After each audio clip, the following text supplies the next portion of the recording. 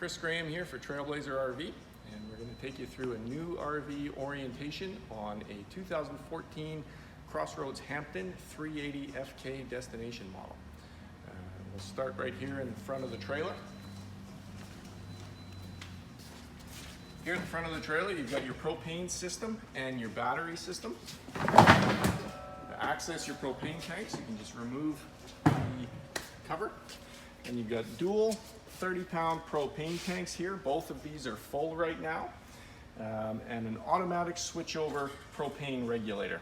So you can see on this regulator, right now the sight glass shows green.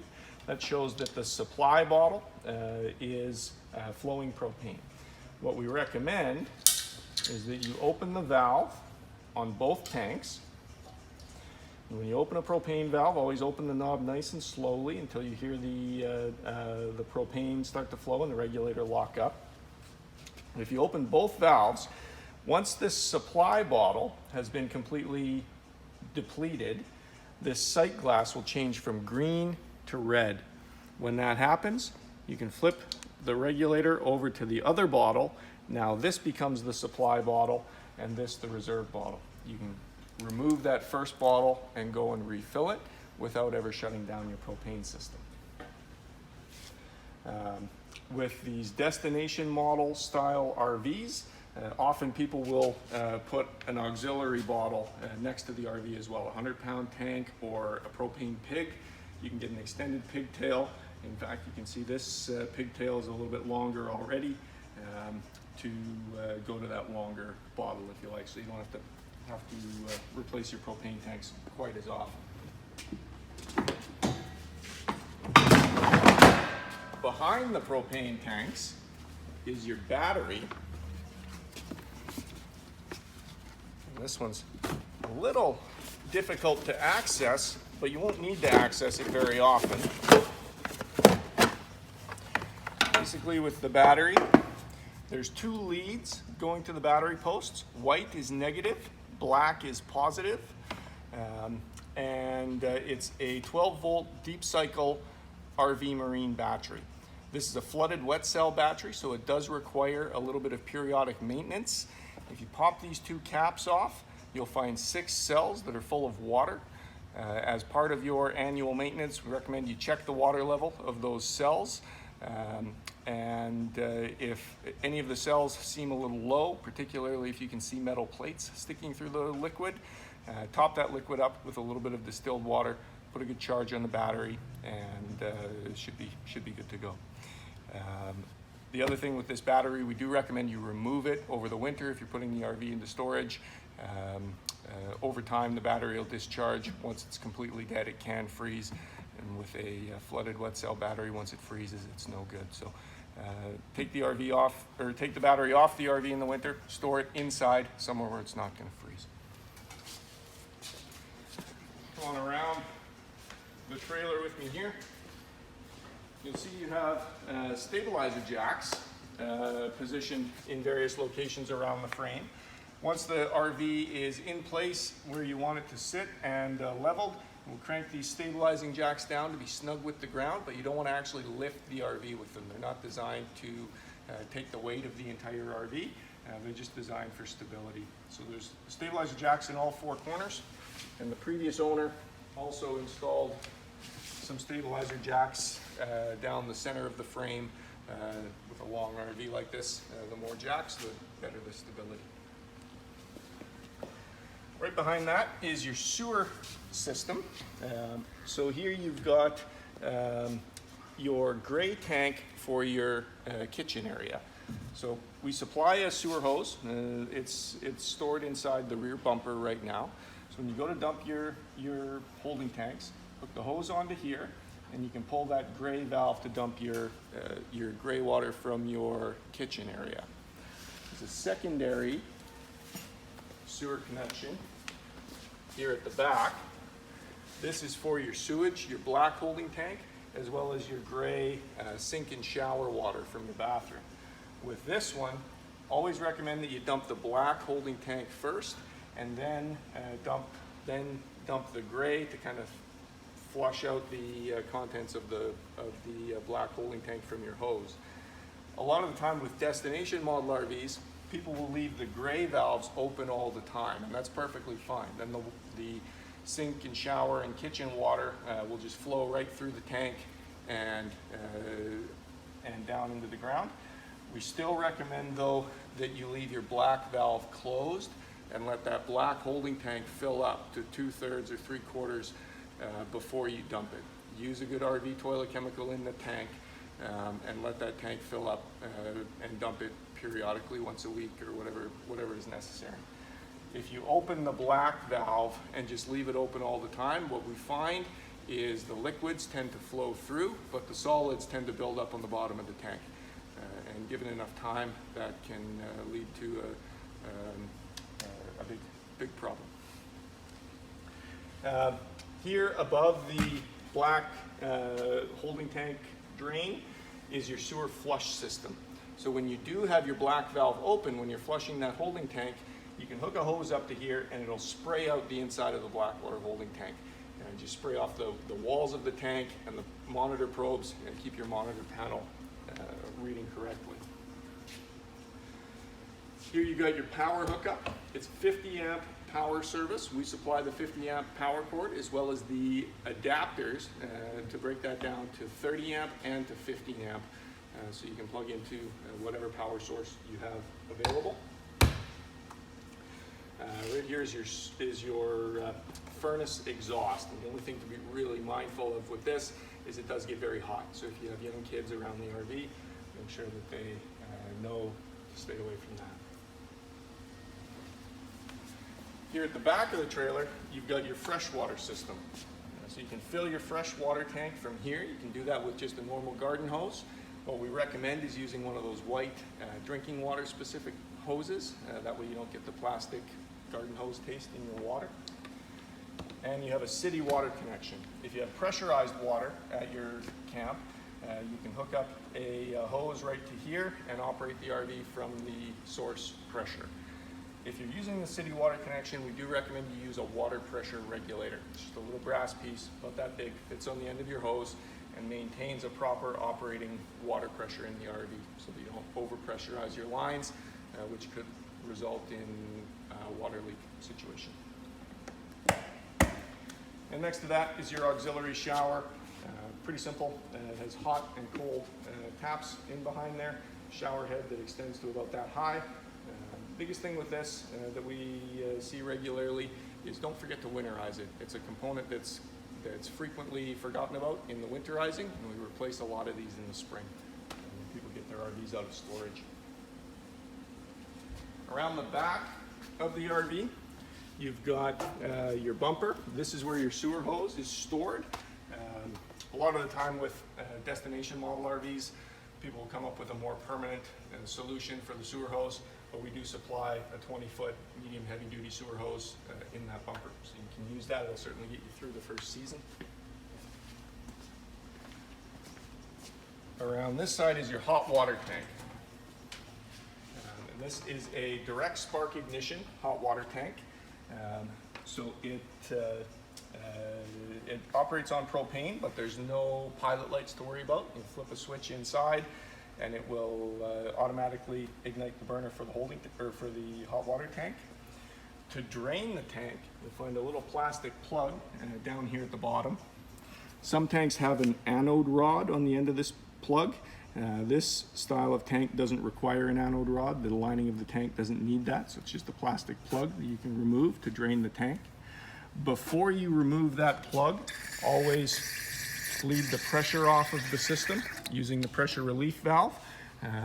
When it's pressured up, it sits at about 40 psi, so it's a good idea to bleed the pressure off before you remove that plug so that you don't get a hot shower. And that's about it for the outside of the hot water tank. At the running gear,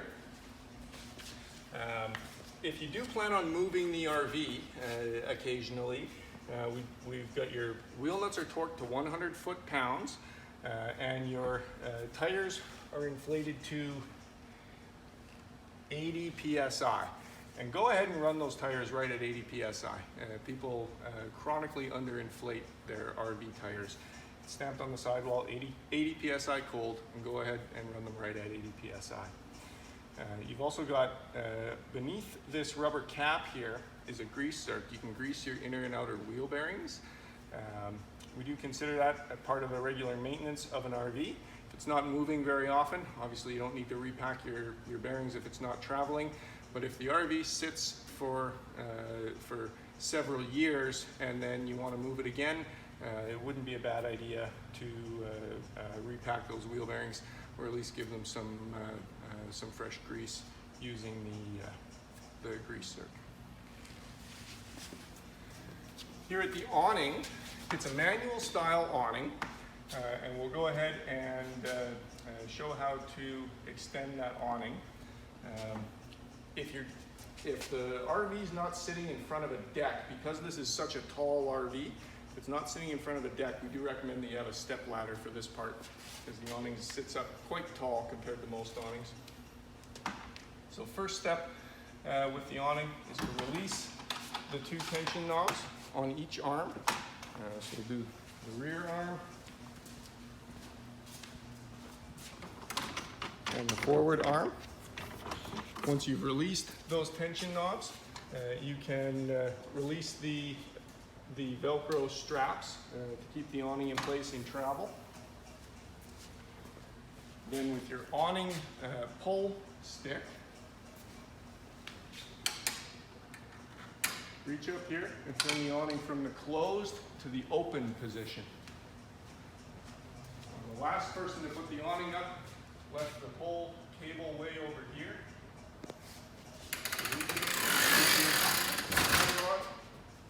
And pull down.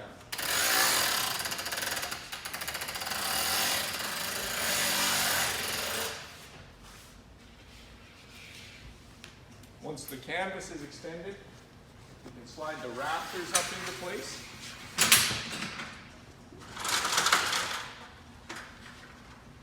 I like to put a little bit of downward pressure on this arm to tighten up the tension knob, just to make sure the canvas is nice and tight.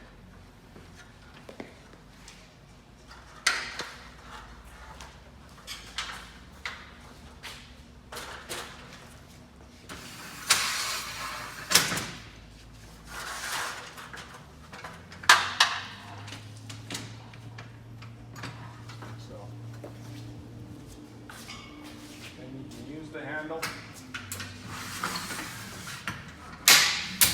lift the arm up into place,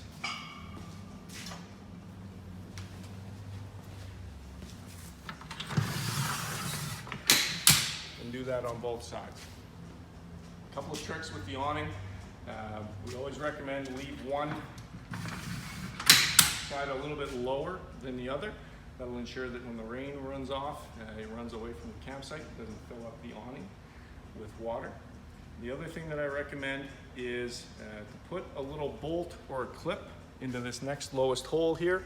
Then if a kid or somebody accidentally walks by and releases that handle, the awning can't crash and cause any harm or injury. Put the awning away. Exactly the same thing, only the opposite. Release the arms.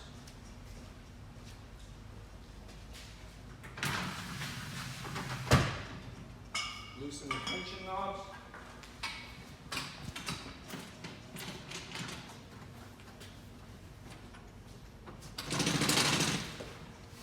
Slide the rafters down.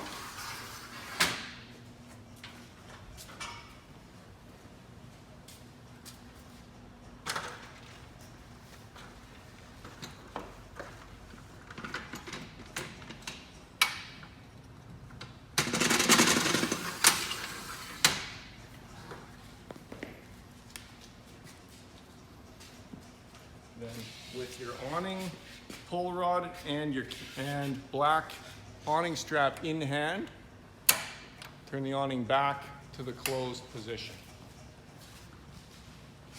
This one being a little bit of an aged awning, the springs are a little weaker than they were when they were new.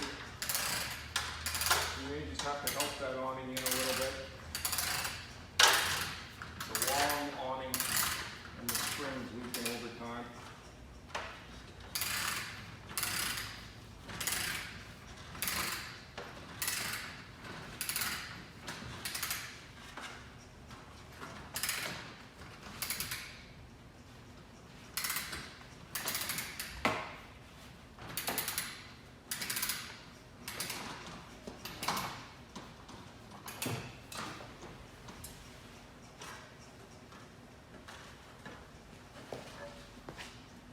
Once the awning is retracted, you can tighten the tension knobs again.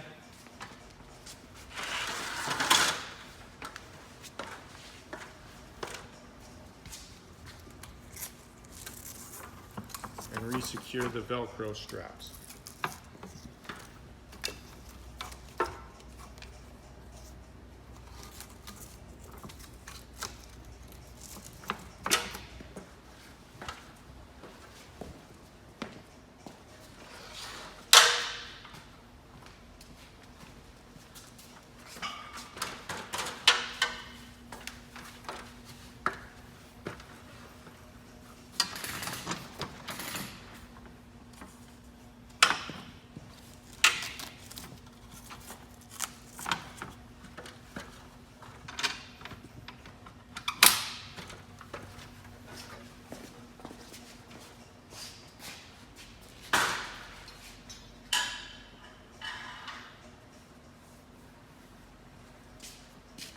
I think that basically covers it for the exterior.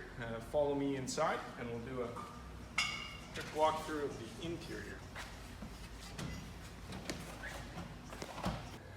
Here we are inside of the Hampton Destination Model. I'll start right here near the patio door. You've got some switches and panels here. This is where you'll find your monitor panel. You'd typically be plugged into power, but if you wanted, you could check the level of your battery. Obviously now, where we're plugged in, it's fully charged. Your fresh water tank is completely empty. Black holding tank shows 1/3 full. It probably just has a little bit of water in it from our tests. And gray 1 and 2 tanks are both just about empty. You do have 2 gray holding tanks on this trailer, so make sure, and they have separate termination outlets, so make sure that you are dumping both gray holding tanks. It won't take long for them to fill up. Also switch here to activate your water pump if you're operating off of your freshwater holding tank, and here to activate your hot water tank, both on propane gas or electricity. And you can run both the electricity and the propane gas at the same time if you want. Where you're plugged into power, you'll probably always use the electricity for the hot water tank, but during times of peak demand, if you want a little faster recovery, flip the propane gas on and you'll find that tank recovering a little bit faster. Your slide out switches are here as well. Both slides are out right now, but to run them in or out, just press and hold on the slide switch until the slide comes all the way in. Once you hear that motor start to labor a little bit or start to ratchet, it means it's at the end of its travel, and take your finger off the switch.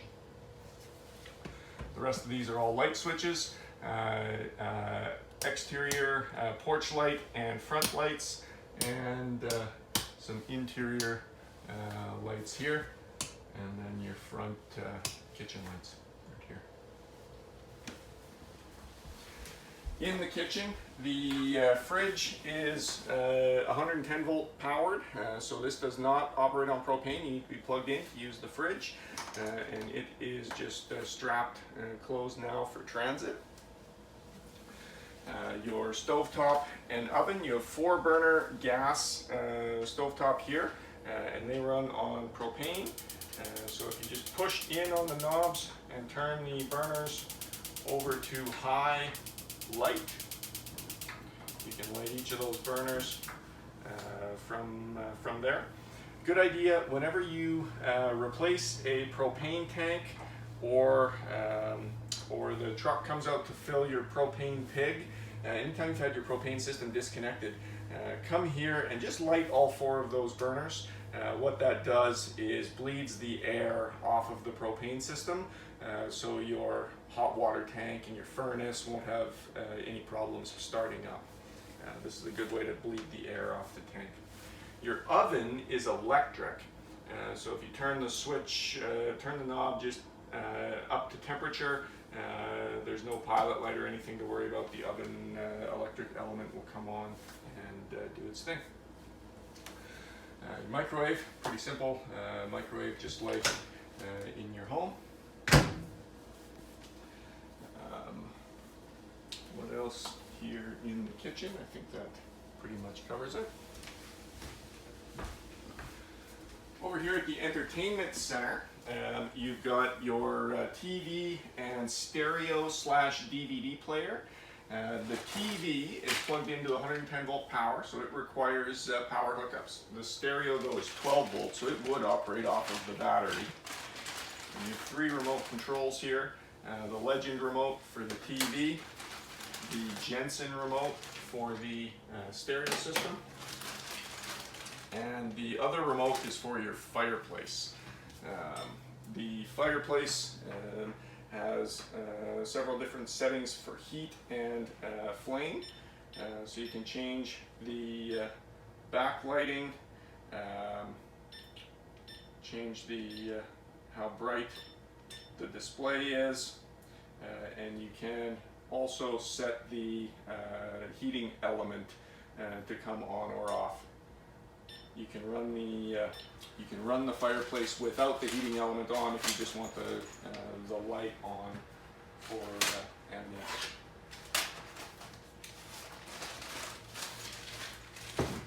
Right here is where we've left your power adapter to adapt your 50 amp power cord to 30 amp to plug into the post at the site. For travel, we've also removed your screen door for the patio. The screen doors don't travel very well at 100 kilometers an hour, so the patio screen door will need to be put back in place once the RV is set up. We've also, I don't think we showed you around the outside, this is where your various crank handles are. This one to crank down your stabilizing jacks, your awning pull rod, which you saw in the awning demonstration, and this one here is for, should you ever need to, you can manually crank your slide outs in, but unless you had a catastrophic power failure, unlikely that you'll ever need to use that one. This thermostat controls your air conditioning only. You've got a separate thermostat for your heating system.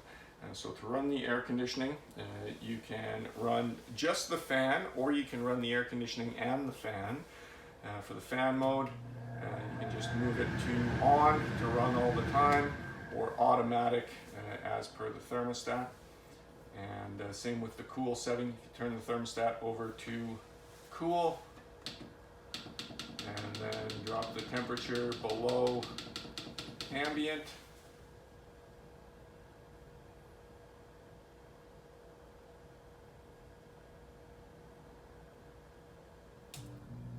That will engage your air conditioning. Just shut that off for now. I'll set the thermostat back to 75 degrees or so.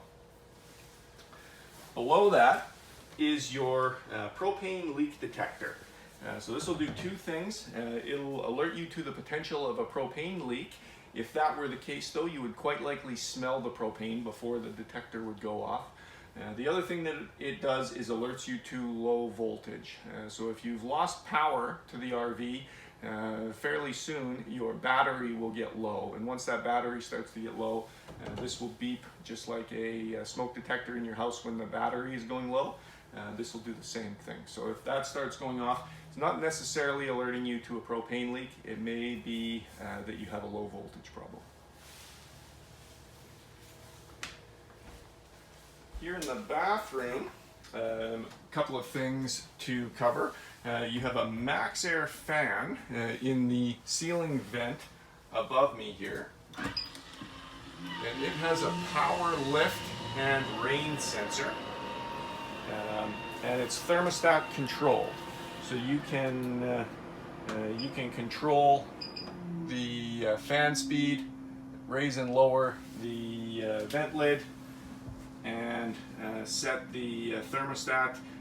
To set the thermostat, just hold this button down, and it sets the temperature to 78 degrees Fahrenheit. And the fan will kick on and off as required. This one has the rain sensor as well. So if it senses some moisture in the fan lid is open, it'll automatically close the lid. Inside here is your washer dryer hookups. So if you were going to install a washer dryer, it can take either a combination unit or a stacking unit. Your hot and cold water and drain right there. And for a vented dryer, it's marked where you would cut your dryer vent. Right on the side of that is your furnace thermostat. So the furnace is on a separate thermostat because it runs on 12 volt power. And pretty simple, just slide the slider up to whatever temperature you're comfortable at. Fan comes on immediately, but the furnace burner won't actually light up for 10 or 15 seconds. You should hear it click when that happens. There you go. So now the burner is running. If we left the furnace running for a few minutes, we'd have warm air coming from the vents in the floor. When you go to shut this down, slide the slider all the way to the off position and make sure you hear an audible click. When you've shut that off, the slider will click over to the off position. Then you know the furnace won't be coming on unnecessarily when you're away from the trailer. For the RV sewer system,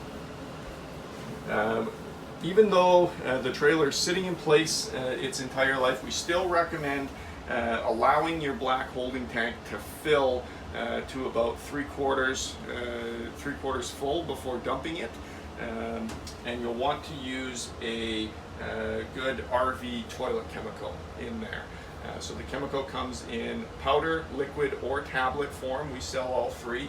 And when you go to put some new chemical into the tank, open up a package of chemical, pour it into the bowl, use the foot flush, push halfway down on the foot flush to fill the bowl with water, and then dump the whole works down into the tank. That chemical needs some water to activate it, so make sure every time you put new chemical into the tank that you put it down with some water. And you'll want to put a new charge of chemical into the tank every time you dump the holding tank. So immediately after you've dumped the contents of the tank, come in here, put a new charge of toilet chemical into the tank. The other thing in here that I didn't point out is your Gfi Power Outlet. Just like the ones in the bathroom in your house with a test and reset button, the difference in an RV is this is wired in series with the rest of your power outlets as well. So if you're plugged into power, but you find you can't get any power from your power outlets, come into here, press the reset button, everything should go back to normal. Here in the bedroom, this is where we've stored your screen door for transport. It'll need to be just slid back into its track when the RV's set up on site. And at the back of the unit here is your closet. Pretty simple, nothing real specific to tell you about that.